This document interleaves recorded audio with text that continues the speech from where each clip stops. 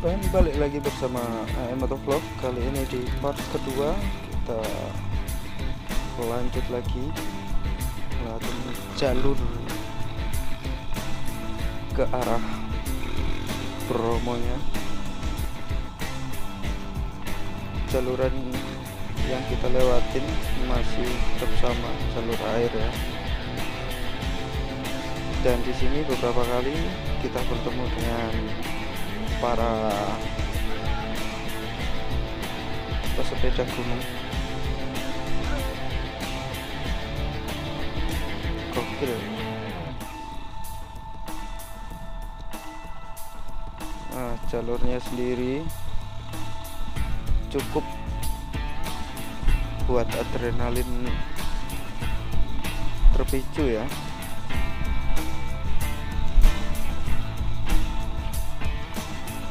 Jalurnya banyak lubang-lubang, jadi saya dipaksa untuk berdiri dari motor untuk ngimbangin jalurnya. Kalau saya duduk ya perut ini yang tergoncang-goncang nanti.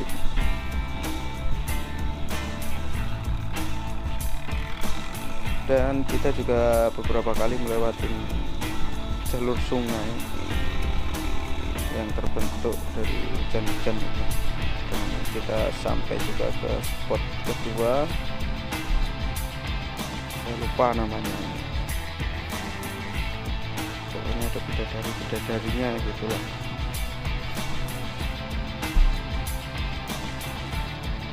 Dan di sini saya sudah mulai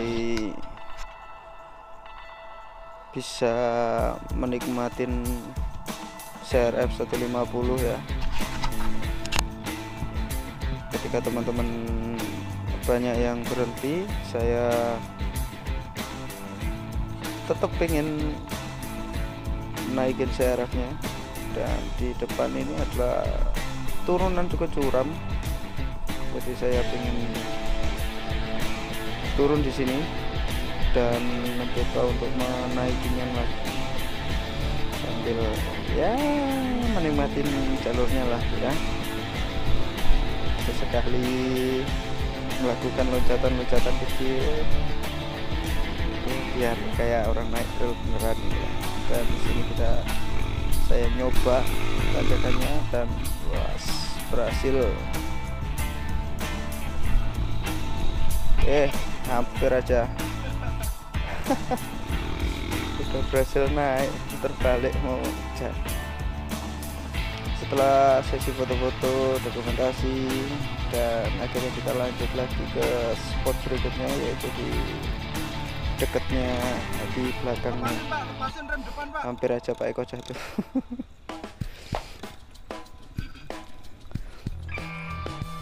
Dan spot berikutnya itu adalah di belakangnya pura itu ya, di tempat biasanya orang jualan-jualan, di dekatnya kawah dari Bromo ya.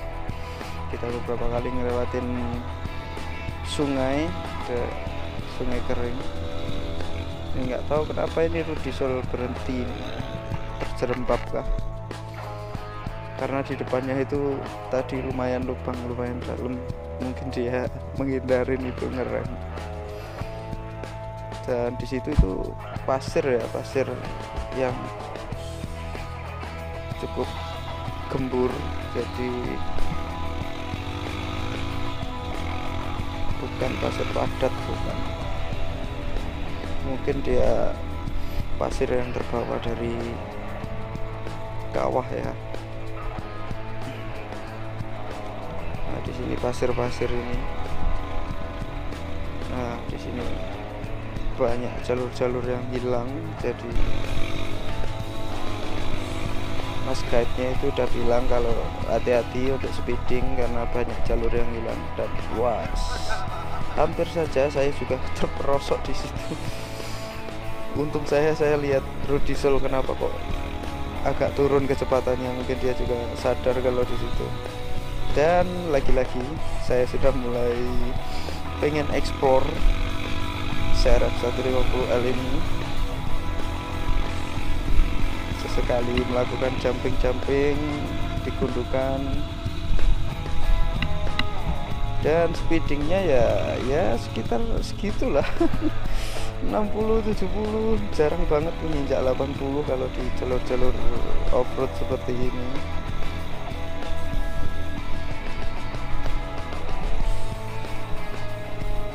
Dan jalurnya memang memaksa untuk saya harus berdiri ya, dan ya saya enjoy banget. Nah, di depan itu sudah rombongan berhenti, saya malah terabasan. Ya motornya enak buat terabasan sih, ya dipakai lah.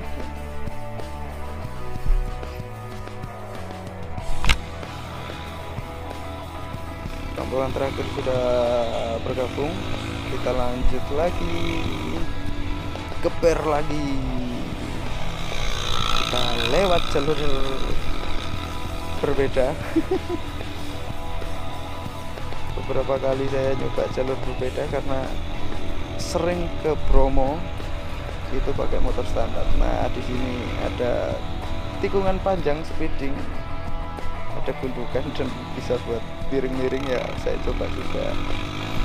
Dan di depan itu sudah terlihat bahwa Gunung Bromo saat itu lagi erupsi ya. Nah, tetap keisengan melakukan jumping-jumping kecil. Jadi untuk kondisi Bromo sendiri sedang erupsi, dan larangannya itu kita tidak boleh naik ke mulut kawahnya, tapi kita masih bisa di tempat yang biasa dibuat parkiran dan orang-orang jualan itu masih bisa. Dan ini adalah wilayah terdekat yang bisa kita samperin. Setelah sesi foto-foto dokumentasi, lanjut kita ke tempat makan siang.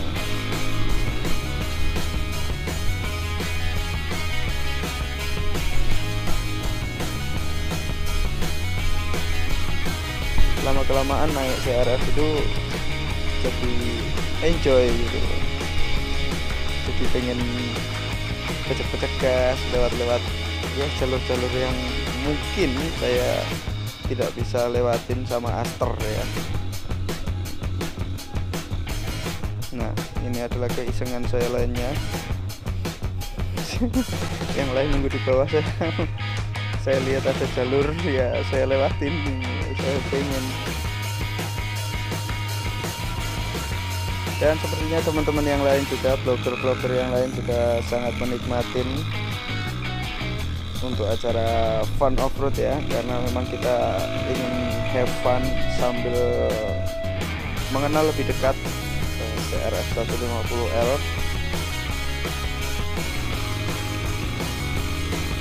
Dan di sini ini arah untuk ke arah Probolinggo ya, pintu masuk yang ke Probolinggo.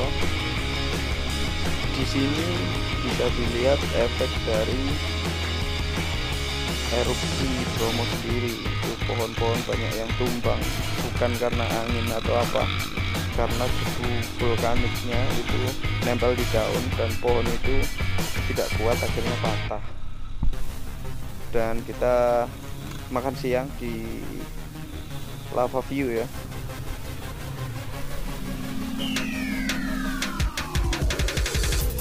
Sama di sini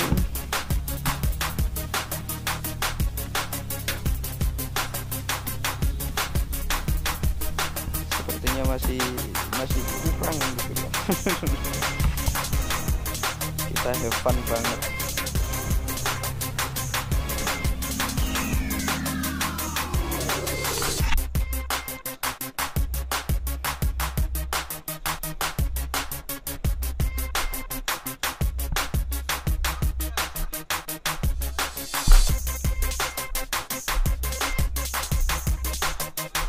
Coba untuk melihat erupsinya ya dari spot Lava View.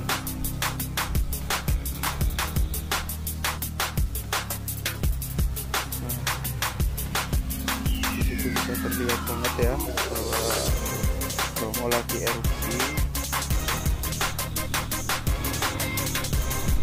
Dan kita lanjut lagi Untuk ke spot berikutnya kita mulai lewati jalan pasir.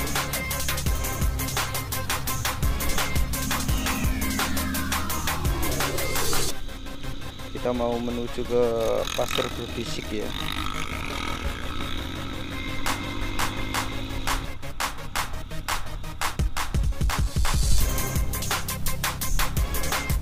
Kalau di sini saya pakai aster ya tentunya nggak bisa speeding jelasnya, tapi dengan CRF 150L ini yang saya rasakan itu motornya dia lebih stabil ya. Kalau saya bilang dia lebih stabil, beratnya juga dapat, jadi motornya nggak terlalu berat banget gitu, enggak. Saya kalau bawa aster ke sini ya berasa berat gitu loh untuk kemudinya dan segala macamnya, tapi saya bawa CRF 150 ini sesuai dengan peruntukannya. Kita sesi foto-foto dan ya itulah nancep di roda belakangnya. Dokumentasi sudah, kita lanjut lagi menembus hujan debu vulkanik. Kalian bisa dengar sendiri sudah ada bunyi-bunyian, itu adalah bunyi-bunyian dari debu vulkanik itu sendiri.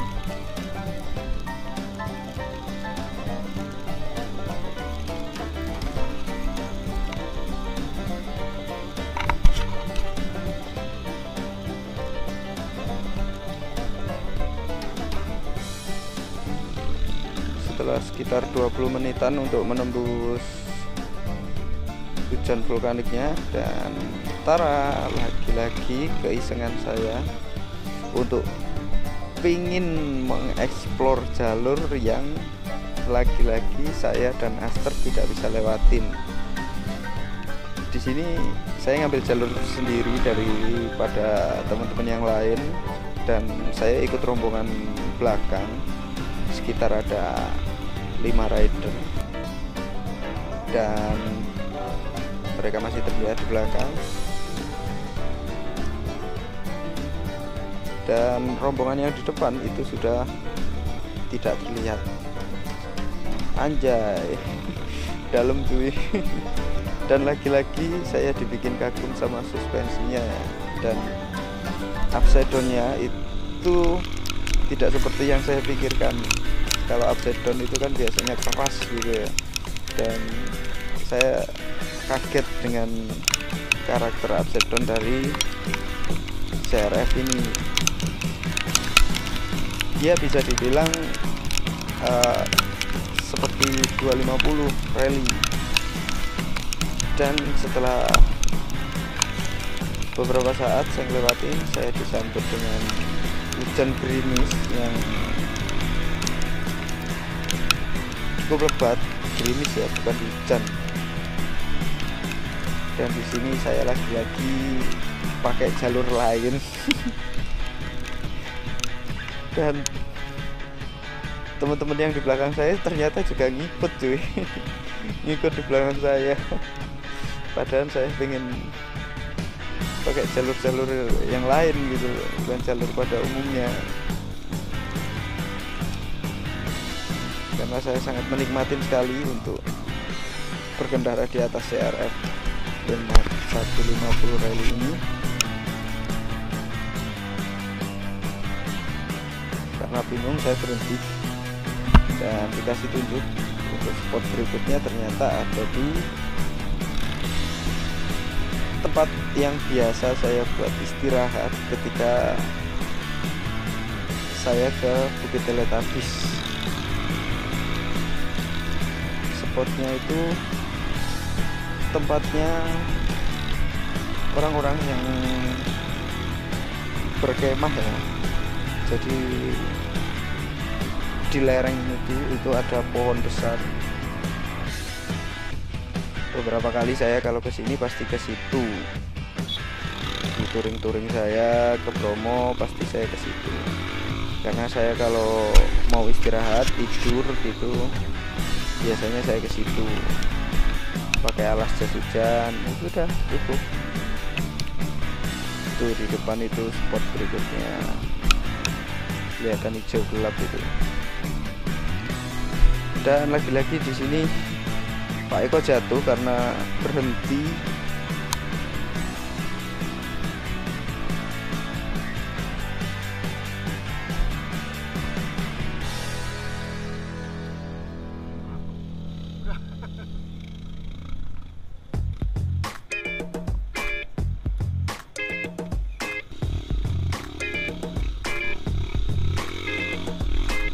Dan kita lanjut lagi.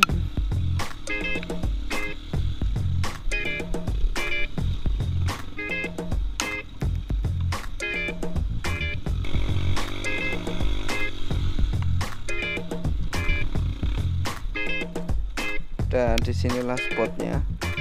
Dan biasanya beberapa kali saya kesini itu ada orang berkemah di sini, dan katanya memang orang-orang yang berkemah itu banyak ngambil spot di sini. Ini saya nyoba naikin roda depan ya. Roda depan saya naikin ke batang pohon itu karena aster kemarin belum sempat. Dan saya dibilangin kalau tanahnya itu ke belakang dan mengenain Pak Eko. Maaf Pak Eko. Dan akhirnya saya berhasil naikin roda depannya.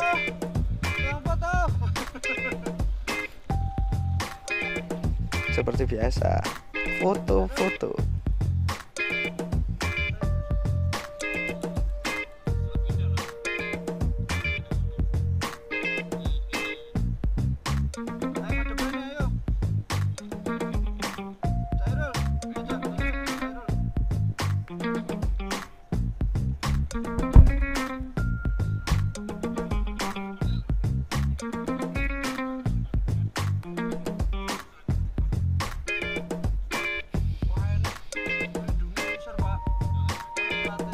Dan di sini Pak Marnu, pemilik warung biker.com itu, saya suruh motornya lewatin kayunya ya seperti orang-orang ngetrail di luar-luar itu ya.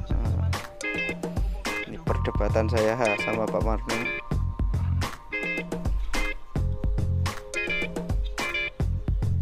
Saya sih mau aja, tapi tidak ada pelindung bawahnya. Dan akhirnya saya kesampaian untuk mencoba tanjakan ini ya, karena beberapa kali itu saya pengen nyoba untuk bawa naik aster ke sini itu nggak tahu jalurnya seperti apa gitu loh, karena orang-orang yang cari rumput itu ke sini gitu. Dan akhirnya kesampaian juga, saya pakai CRF 150L ini. Tanjakannya cakep, dan CRF 150 ini sanggup menjabanin tanpa kendala berarti ya.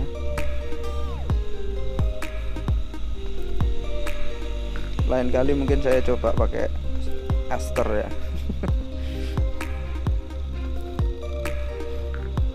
Yang penting rasa keingin tahuan saya sudah terbayarkan. Dulu kalau saya tidur-tidur itu pasti di pohon rindang yang sebelah kiri tadi.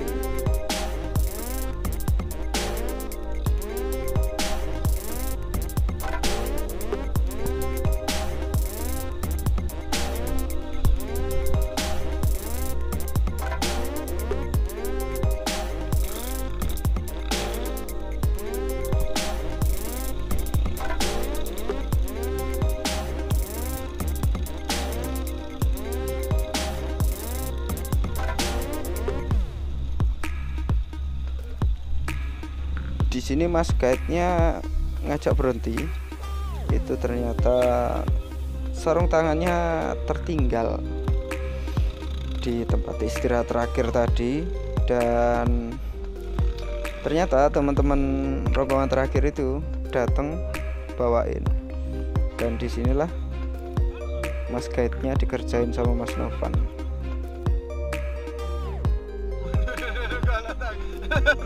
Sampai mas guide-nya lo sampai minta maaf cuy. Berhasil ngerjain. Akhirnya sarung tangannya dikasihkan.